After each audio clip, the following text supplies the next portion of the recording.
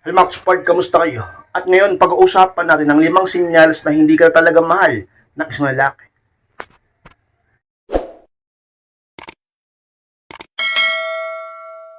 At kung handa na kinapasarap po tayo, at muli, be inspired.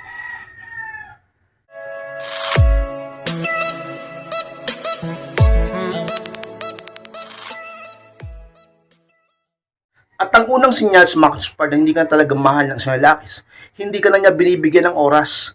Yan ang unang senyales kay inspired upang makumpirma mo o matiyak mo ng laking niya na hindi ka na talaga mahal. 'Di ba? Iba kasi yung iba sa inyo, niloloko pa yung sarili.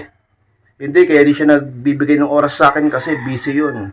Kahit gaano pa ka-busy ang isang tao, kung talagang mahal ka niya, bibigyan ka niya ng oras, hanap siya ng paraan para bigyan ka ng panahon. Alam niyo, mga expert, isa sa pinaka talagang sikreto na dapat niyong malaman ay hindi ka kayang tiisin ng isang taong tunay na nagmamahal sa iyo. Kapag ang isang lalaki ay hindi ka matiis, bibigyan ka niya ng oras. Pero pag ang isang tao o isang lalaki ay hindi ka na binibigyan pa ng panahon, ibig sabihin lang niyan, nagagawa ka na niyan tiisin. At kung nagagawa ka na niyan tiisin, ibig sabihin lang niyan, hindi ka na ganun kaimportante sa kanyang damdamin at sa kanyang buhay. Alam niyo, mga support, kapag lalaki, wala nang damdamin sa'yo, wala nang pagtingin sa'yo, wala ka na rin sa kanya. Ganun lang yan. Kaya dapat niyong malaman yan. Baka kasi hintay ka ng hintay dyan, asa ka ng asa, niloloko mo yung sarili mo, nagbubulag-bulagan ka, nagbabaliw-baliwan ka. Pero totoo, hindi mo lang talaga matanggap. Ayaw mo talagang aminin ng lalaking yan ay hindi na nagbibigay ng oras sa'yo. Hindi na nga nagpaparamdam eh. Kung magbigay man ng pansin, kung magbigay man ng konting oras, para napipilitan lang. Diba? Kung minsan, kailangan mo pang awayin, kailangan mo pang pilitin, kailangan mo pang takutin para na magbigay ng oras sa'yo. O kung magbibigay man ng konting pansin sapagkat meron lang siyang kailangan sa'yo. Pero pag wala, parang wala ka rin sa kanya. Kasi sa mga dapat nyong malaman at tanggapin kay Inspired, kung yan man ang nararanasan nyo ngayon sa buhay nyo, sa buhay pag-ibig nyo, sa inyong relasyon, ng lalaki mahal mo, ang partner mo lalaki, ay talagang hindi ka na mahal kapag siya ay hindi na nagbibigay sa iyo ng oras kay Inspired. At ang pangalawang sinyalas kay Inspired na hindi ka talaga mahal ng isang lalaki, wala siyang interes sa buhay mo. Yung pangalawa kay Inspired. Hindi na siya interesado sa buhay na meron ka. Kung sino man ang bago mong kakilala, kung nasaan ka man ngayon. At ano man ang bago mong kwento. Di ba, wala siyang interest dyan. Kapag ang lalaki mahal ka pa, di ba, lagi siyang curious, lagi siyang nagtatanong sa'yo. At gusto niya pa nga lagi mag-update ka at magkwento ka. Sapagkat interesado sa'yo, sapagkat mahal ka niya.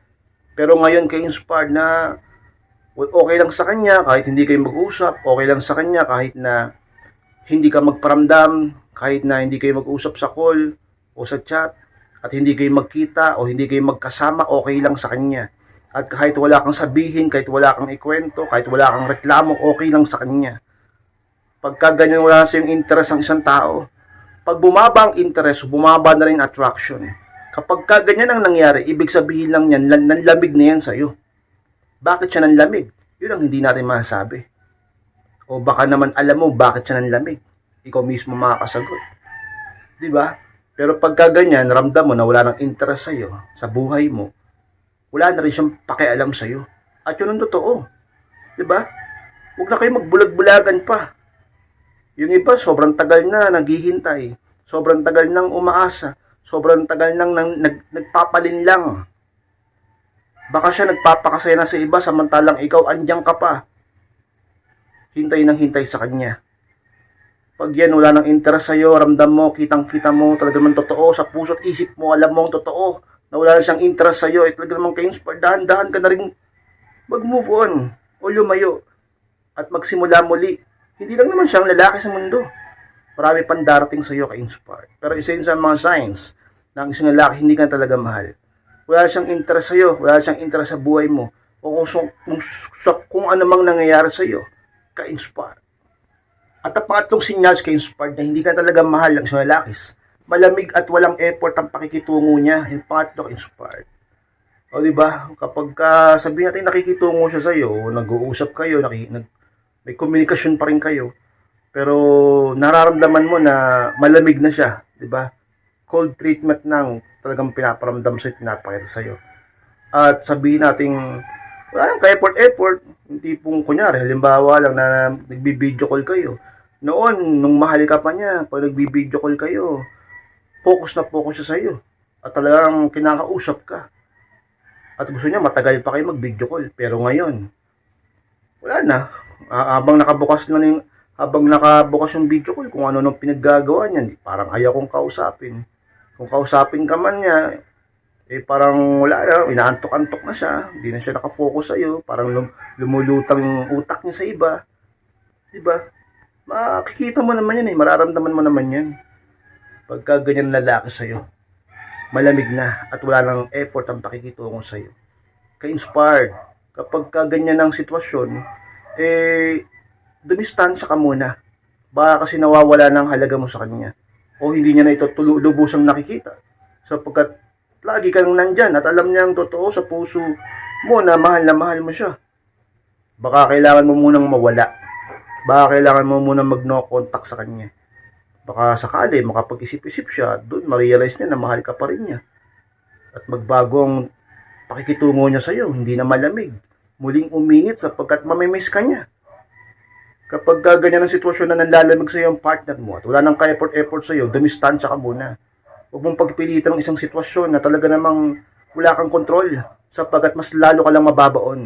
Talaga naman ka-inspire. Sa mga advice ko sa inyo na kapag lalaki nanlalamig na sa'yo, dumistansya ka sa kanya o mag-no contact ka para hindi lubusang mawala ang pag-ibig niya sa'yo at manumbalik ang pagtingin niya sa'yo, ma-miss at hanapin ka niya, ka-inspire. At ang pang-apat na senyales ka-inspire na talaga namang hindi ka na mahal sa lalakis. Hindi ka nakasama sa mga plano niya sa hinaharap. Yung pang-apat ka-inspired. Alam niyo, ma-inspired kapag ganyan, wala talaga, hindi ka talaga mahal niyan. Baka itanong ng iba, ka-inspired, paano ba malalaman na hindi na ako kasama sa mga plano niya sa future? Pagka, halimbawa, ito mga example, gusto mo, ino-open mo, yung about sa mga plano nyo before, para sa inyong future, parang wala na siyang gana, napag-usapan ulit yun, at para bang niiba niya agad ang topic. O kung noon, lagi niyang bukang bibig yung tungkol sa mga plano niya para sa inyong dalawa, sa hinaharap niyo. O ngayon, hindi niya na binabanggit. Diba? Hindi niya na ino-open. Nagtataka ka noon, parang excited siya, punong-puno siya ng idea, plano, patungkol sa inyong dalawa, para sa inyong future. Ngayon, wala na. Tahimik na siya. Hindi niya na ino-open yan sa inyo, sa iyo. At halimbawa, sabihin natin na pag may mga bago siyang idea, hindi na tungkol sa inyong dalawa. Pag may bago siyang plano, parang malayo na sa katotohanan na kasama ka pa doon. Makikita at mararamdaman mo yan ka-inspired kapag ganyan ay nanlalamig na yan. At malamang sa malamang, talaga namang pasok talaga yun sa senyales na hindi ka na niya lubos na mahal. Ka-inspired sa mga dapat mong tandaan at dapat mong tanggapin. Pagka ganyan ang nangyari, hanggang saan mo ba kayang maghintay at magtiis? Kung ganyan na ang totoo, di ba? Matutong lumayo kung kinakailangan, matutong umiwas at hindi magparamdam kung kinakailangan, upang lubusan niyang ma-realize na may halaga ka pa rin sa buhay niya o dapat ka pa rin niyang makasama sa hinaharap, ka-inspired. At malamang sinyals ka-inspired na talagang hindi ka na mahal sa lalakis. Pakiramdam mo, ikaw na lang talagang lumalaban sa inyong relasyon. Ano pala ba ka-inspired? Parang feeling mo, ikaw na lang yung lumalaban. At alam mo, sa umpisa pa lang na wala nang kalaban-laban talaga, pero pinagpipilitan mo na lang. Paano walang kalaban-laban? Dahil sa isang relasyon, dapat dalawa kayong lumalaban. Paano kung ikaw lang ang gustong lumaban? At siya, wala siyang pakialam sa iyo at sa inyong relasyon. O baka hinihintay ka na lang niyang sumuko. O ikaw mismo ang tumapos ng inyong relasyon. Diba? Matutong sumuko. Dahil hindi lahat ng laban ay kayang ipanalo. Hindi lahat ng laban ay kayang ipanalo at kayang o dapat labanan. Matuto ka ka-inspired na igalang pa rin ang sarili mo. Matuto ka na lumugar. Ilugar mo ang sarili mo. O doon sa mga bagay na meron ka pang kontrol. Pagka ganyan, sa tingin mo may kontrol ka pa dyan. Di ba? Sa tingin mo, may control ka ba dyan? Ikaw, nilalaban mo yung relasyon nyo. Ginagawa mo lahat ng paraan para maging okay ulit kayo at bumalik kayo sa dati. Pero siya naman, ang kusang lumalayo sa'yo. Wala kang control sa bagay na yan sapagkat damdamin niya yan. Ang may control ka, yung sarili mo. Diba?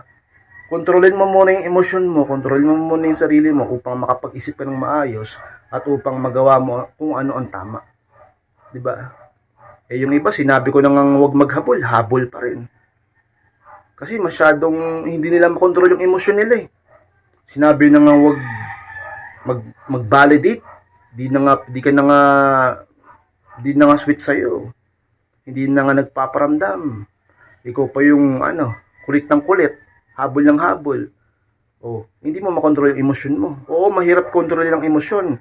Pero wala tayong magagawa, kailangan mong lumaban. Para din sa'yo. Huwag mo siyang habulin, huwag mo siyang kulitin.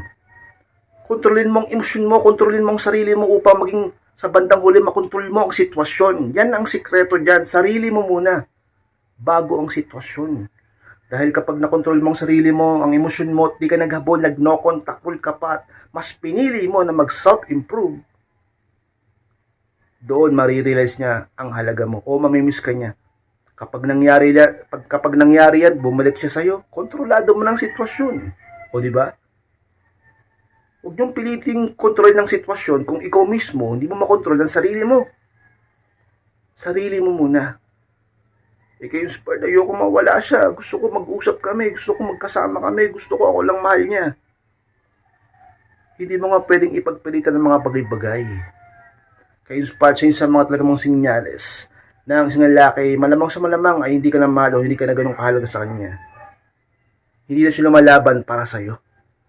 Baka nga iba na pinaglalaban niya. Ikaw na lang ang pakiramdam mo, ikaw na lang lumalaban sa inyong relasyon. Kayo inspired. Mga Katspad, maraming salamat sa pagtapos ng vlog na ito. Kung kalimutan na mag-like, comment, and pakishare na rin ng video na ito upang makatulong tayo sa iba. Sa mga hindi pa po nakaklik ng subscribe, click nyo na po yung subscribe mga Katspad at click nyo na po notification bell upang ma-notify kayo pag may bago akong upload. Sa mga gustong humingi ng payo o magpa-coaching, message lang po sa aking Facebook and yung profile picture ko sa FB. At kapag nakita nyo yan, i-chat nyo ako mismo yung mag-reply sa inyo. Maraming salamat mga Katspad, mag-ingat kayong lahat. Mahal ko po kayo at muli, be inspired.